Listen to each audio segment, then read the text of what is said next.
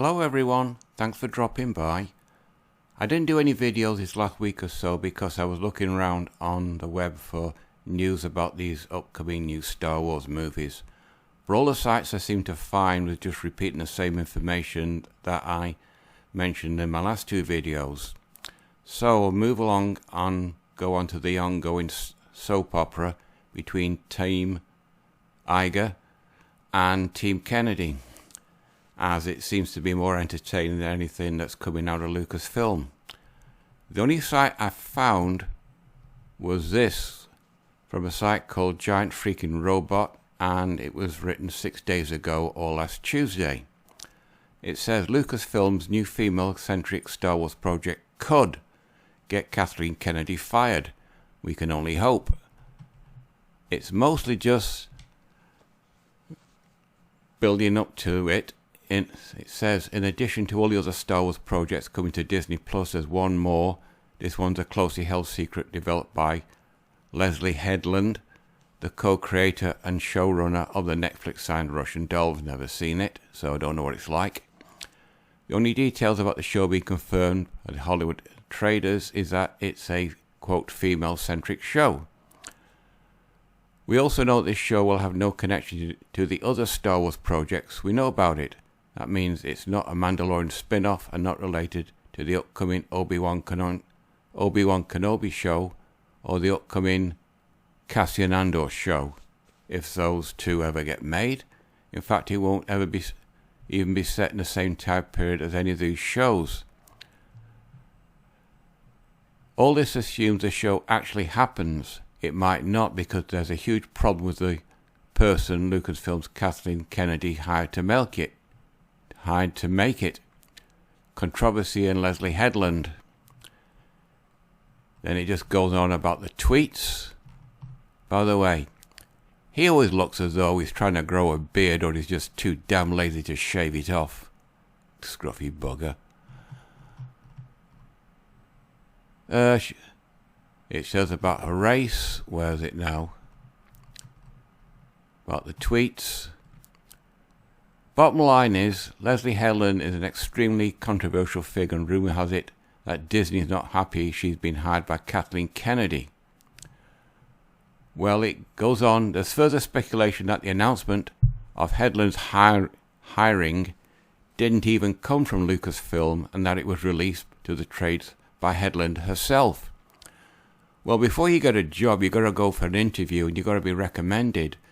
So who recommended Headland to work for Lucasfilm? Was it Kennedy herself or someone else?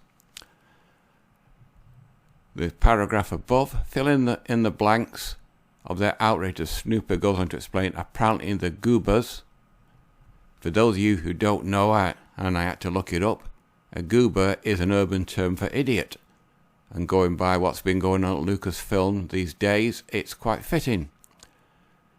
The goobers at Lucasfilm hired Harvey Weinstein's personal assistant, who comes with significant PR baggage, and did so without consulting Disney or the legal department. Now, the title of the article, will this get Kathleen Kennedy fired?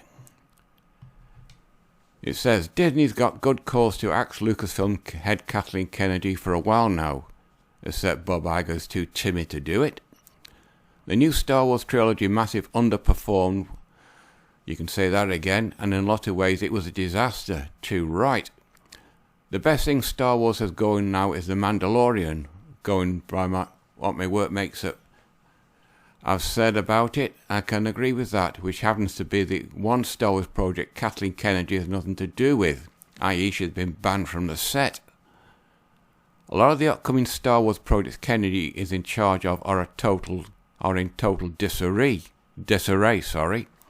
as Jeremy at Geeks and Gamers has pointed out on several occasions. Television shows like the upcoming Obi-Wan have been started, then stopped, scrapped and restarted, wasting time and money.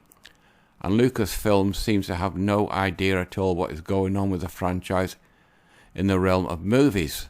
In other words, anything that Kathleen Kennedy has touched has turned to shit. In addition to a failure to generate revenue, they expect from the Star Wars franchise. Well, she's cost them about $3 to $4 billion already. Kennedy seems to have an agenda, a gender politics, identity politics agenda, which goes counter to Disney's overall corporate culture. Well, the corporate culture has been pandering to the social justice weirdos for the last 10-15 years. The company appears to be trying to distance itself from social justice controversy. Well, I've seen no evidence of that up to now. While Kennedy continues operating with a 2050 mindset, more like a 2005 mindset.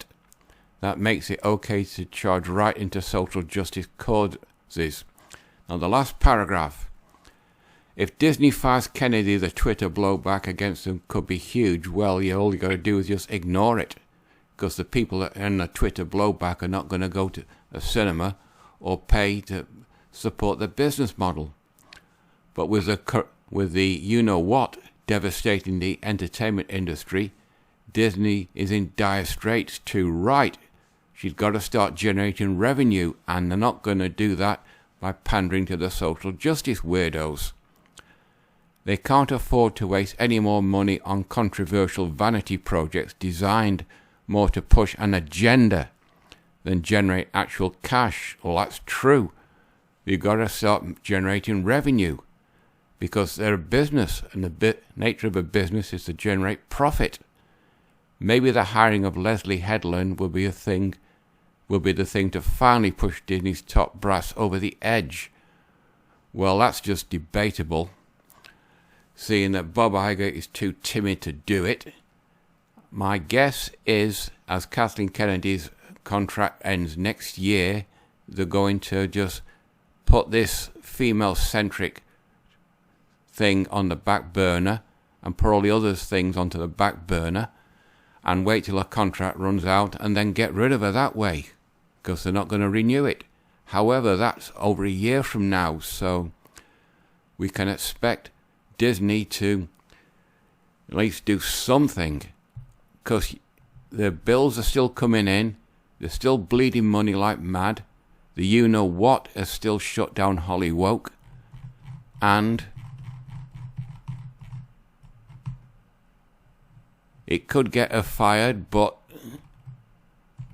it's all becoming more debatable what's going to happen. I sincerely hope Bob Iger grasps the nettle and gets rid of it using this as an excuse, but knowing his past track record concerning Kathleen Kennedy, I seriously doubt it will happen. Anyway, I'll just wrap this video up now. This will be the last Star Wars one I'll do for a while, because I'm going back onto MGTOW, as it seems to be more interesting, the things going on with the you-know-what affecting the economy and females around America and around the world, and how MGTOW is coming up on the good side of what's happening. Right, people, you know the routine. Like, dislike, comment, subscribe. It's completely up to you. Thank you for watching, and until the next time, which could be next Monday, or until I find something else, that's it. Bye-bye.